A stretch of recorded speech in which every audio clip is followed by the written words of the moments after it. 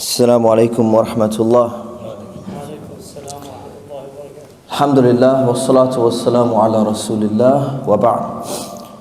Alhamdulillah, the month of Ramadan is just around the corner, and I wanted to just share a reminder about determining the month of Ramadan.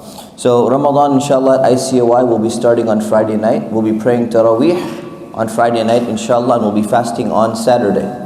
So remember that the day in Islam begins after sunset. So when it's Maghrib time and the sun has gone down, that's technically the new day. So Ramadan, the first, will actually be on Friday at sunset and then continues throughout the day. Now this year what's happening is that every year what happens is that there's two ways of determining the month of Ramadan. One of them is through calculation and one of them is through sighting the moon. And there's difference of opinion among scholars regarding which method is considered to be the best one, or sometimes even considered to be the valid one. So the two main bodies of scholars, of ulama in America are AMJA, the Assembly of Muslim Jurists of America, and the FCNA, the Fiqh Council of North America. And there's others, but these are the two main ones. And AMJA, the Assembly of Muslim Jurists of America, believes that the moon should be sighted and calculation should not be used as a principle. But at the same time, they assert, Sheikh Salah Sawi and the rest of the council, Dr. Ma'in Qudha and so many others, they all have said, but calculation is an acceptable and valid way of determining the month as well. And the Fiqh Council of North America says that calculation is the correct method and the optimal way of determining the month. So what's going to happen this year? This happens some years, that the moon is actually quite difficult to see this Friday. If you look at the visibility maps, it's going to be quite difficult in the rest of the world. The place where the moon is most likely going to be seen is right here in California and in Mexico and on the west coast of the Americas. So I think it's very important, number one, for the unity of the Muslim Ummah, or at least the unity of our own community, if people can go with their families or with themselves, go up to a rooftop or go to a hill or something like that and try to sight the new crescent. Because what that's going to do, if someone in this area, if it is one of the only places in the world, or one of the only places in the world where the crescent is visible, trying to go inside it is actually going to help the Muslim community. So some people are organizing events. One of them is in Diamond Bar, another one is in Irvine with the Majlis and other places.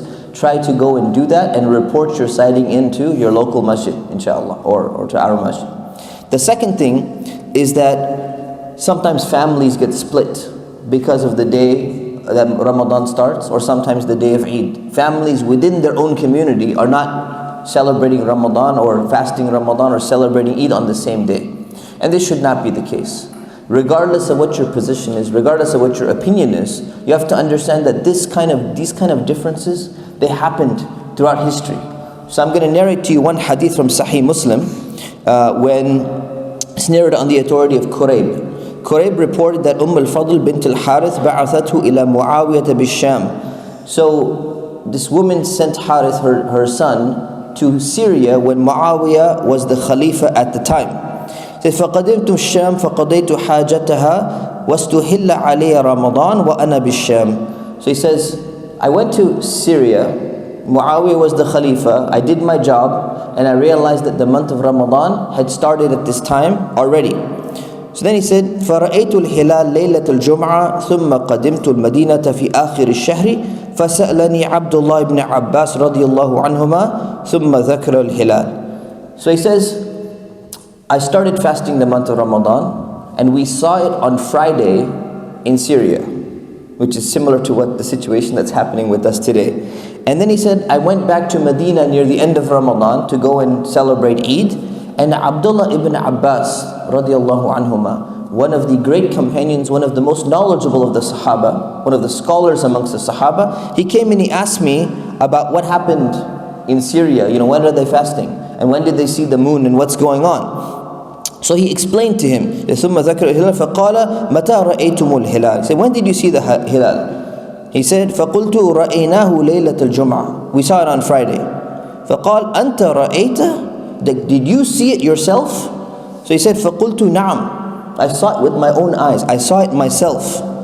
He said, وَرَآهُ النَّاسِ وَصَامُوا وَصَامَ مُعَاوِيَةً. He says, all the people saw it, and we fasted, and the Khalifa Muawiyah fasted as well at the time. So فَقَالَ لَكِنَّا رَأَيْنَاهُ لَيْلَةَ السَّبْتِ فَلَا نَزَالُ نَصُومُ حَتَّى نُكْمِلَ 30 أَوْ تَرَى. So Abdullah ibn Abbas said, but we saw it on Saturday, and we're going to keep fasting unless we see the crescent, or we're going to complete 30 days. Meaning we're not going to follow the same calendar as you're following, even though you saw it but we didn't see it. Now this is a difference of opinion in fiqh, which is known as ikhtilaf al-matali' and ittihad al-matali'. We're not going to get into the details of the fiqh, but what you need to understand is during the time of the Sahaba, these issues used to happen. And what happened? Some of them took this position. Abdullah ibn Abbas took one position. The other Sahaba who were living in Syria or in other places, they took a different position. Were they fighting? Were they arguing? Did they stop talking to each other? No. So despite the fact that there is a difference of opinion in an issue like this, it's number one important to understand what the difference is. You can have your own opinion and you can say, I believe this is the correct representation of what Allah and His Messenger ﷺ had intended. But there are times where you give up your own opinion out of akhlaq, out of adab, out of unity of your entire family. And inshallah, this Friday may be one of those cases. So I want to prepare you for that. We ask Allah subhanahu wa ta'ala to give us a deep fiqh in this deen, a deep understanding of this deen. And we ask Allah subhanahu wa ta'ala to make us among the people who have the best character and the best manners. Ameen. Subhanakallahumma wa bihamdik. Nastaghfirukallah wa natubu ilayk. Assalamu alaikum wa rahmatullah.